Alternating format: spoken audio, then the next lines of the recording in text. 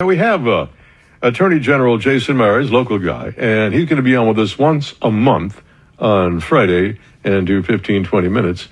And one of the things that we spoke with, which encouraged the delegate to check in, is Myers is suing the Biden administration's U.S. Department of Agriculture. Our Attorney General says it's threatening to withdraw federal school nutrition assistance. Myers said he doesn't think that it's right that the USDA is using food nutrition services for food-needy kids to adopt a political agenda that the overwhelming majority of Americans, I don't think, agree with. And what you had is the Biden administration decided to use our kids in kind of a political fight, said the Attorney General. They've essentially decided that these are school districts that get federal aid for reduced lunches for needy kids. Kids that come from an impoverished background, and said unless that the school districts allow biological males to play female sports or have essentially allowed biological males to use female bathrooms, they can't get this aid. Now, you hear that kind of stuff and you think, this can't really be happening. I'm dreaming, right? I'm going to wake up. This can't be happening. So I think that was also the reaction of Delegate Karen Greenhalgh from our 85th district, who has actually wrote to me and is doing something about it and quite concerned. Delegate, good morning. How are you today? I'm just fine, Tony. Thank you so much for having me on. Well, I thought it was very interesting, and I was glad to hear from you, and I wanted to hear what you have to say about all this. Okay.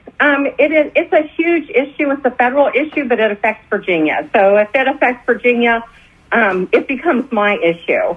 And what Biden has done on the very first day he was in office, he issued an executive order that required every agency in the federal government to figure out how they can enforce his view on sex discrimination, which includes discrimination on the basis of gender identity or sexual orientation. And so there are like over 400 agencies. We have seen what's happening with the USDA and the Department of Education. The USDA has decided to reinterpret Title IX. And as you know, Title IX was written to prohibit discrimination against women in schools, the main focus being sports. Mm-hmm. So these are rule changes. Our people in Congress don't get to vote on these.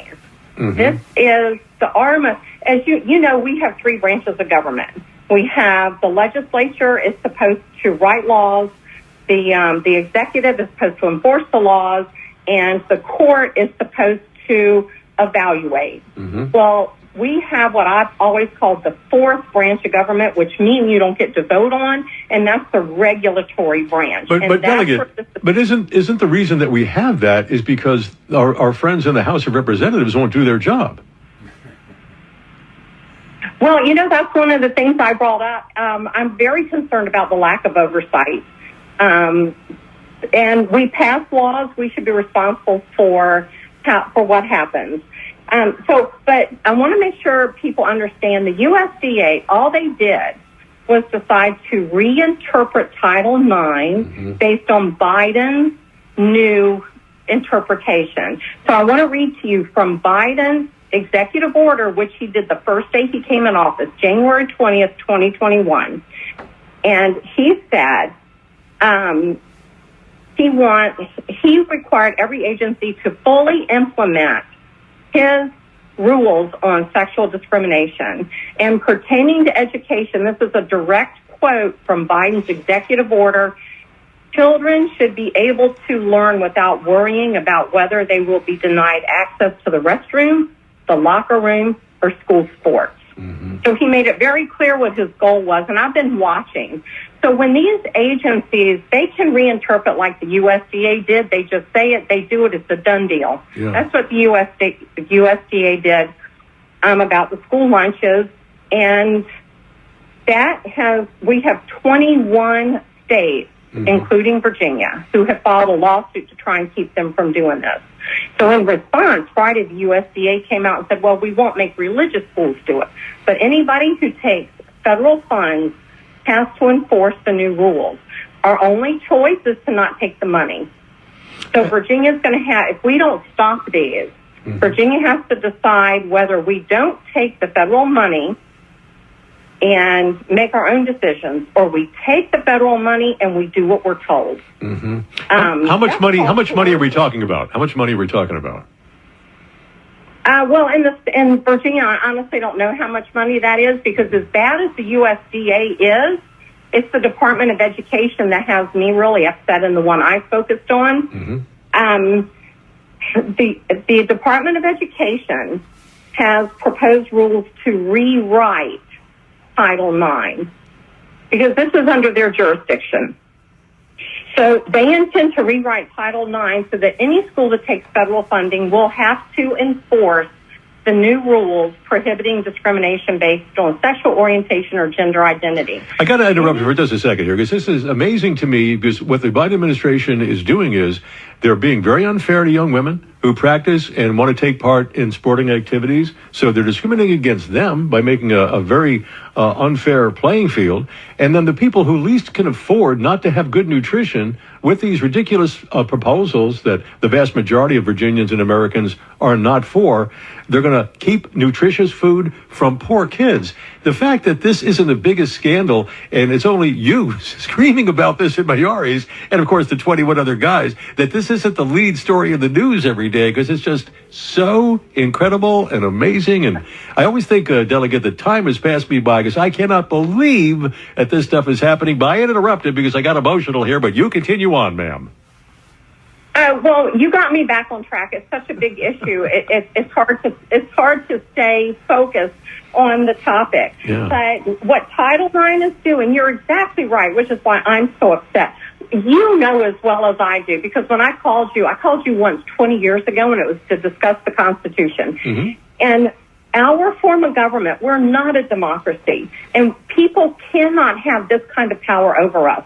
We elect people that we trust to make decisions on our part, and if they don't do what we expect them to do, we vote them out. It's a very simple system that's been so twisted and so distorted that we can't recognize it, and it's time for people to stand up and fight to take it back. But at any rate, what Title IX does is it opens every single program, sport, after-school programs, anything in the school has to be, there's no discrimination based on sexual orientation or gender identity.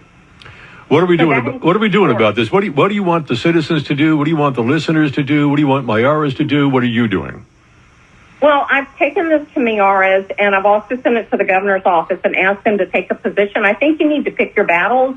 They picked the USDA. This one on my website, if you go to my homepage, all of this information is there. And I have live links. You can click on it. You can read the rules. You can click on it and get a one-page summary I wrote. But what's even worse in this one, what's even worse than what I've told you, is that they're going to rewrite Title IX to say an educator can have be the legal representation for any student and stand in the place of a parent or guardian. Well, wait. Run that by me again. Run that by me again. Okay. One of the new proposed rules by the Department of Education will give an education representative the legal authority to act on behalf of a student, quote, as would a parent or guardian, unquote, pertaining to issues in Title IX. Well, I think that the whole thing, no law should come between a parent and a child. Well, of course not. and we've been fighting in Virginia. We've been fighting so hard to reinforce our parental rights. Yes. And I went through this. I homeschooled my daughter. When I first went to homeschool back in the mid-'80s, I was denied. The city denied, and I had to fight the city way back then. This is an issue we have to watch and we have to keep in check. So right now, the Department of Education's proposed new rules are in a comment period. We had a 60-day comment period. We only have 20 days left. You can click. You can anonymously, you can give your name, but you can do it anonymously and tell them what you think of these new rules going into effect. Excellent. There are 20 states who have entered lawsuits to try and keep this from going into effect. But if they lose in court, and I don't know about you, but the court is not the law of the land. I don't trust the courts. I trust the people to stand up and tell.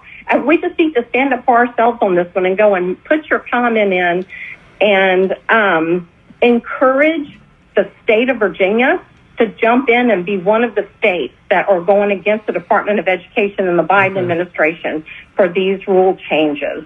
I would love to see Virginia join the other 20 states and be part of this lawsuit too. Outstanding. Thank you so much. Keep in touch with us. Keep me posted on how this is going. It's always a pleasure to hear from you. Once again, now go to our website, KarenGreenhalgh.com. Repeating for all those needing, KarenGreenhalgh.com. Delegate, I'm so glad you checked back in. I can't believe this is happening. I'm glad you're on top of it. Thank you for the good work you're doing. Thank you, Tony. You have a great day. You too. AM 790 WNIS. What can you say? The world, come on. How many times can we say it, man? The world is sick and getting sicker. So let's think of that whole thing there. So we're going to have a big old fella, a big old strong, muscular he-man like Lee Foster going, go woman, come on, man. And then if you don't do this, we're going to starve the poor kids.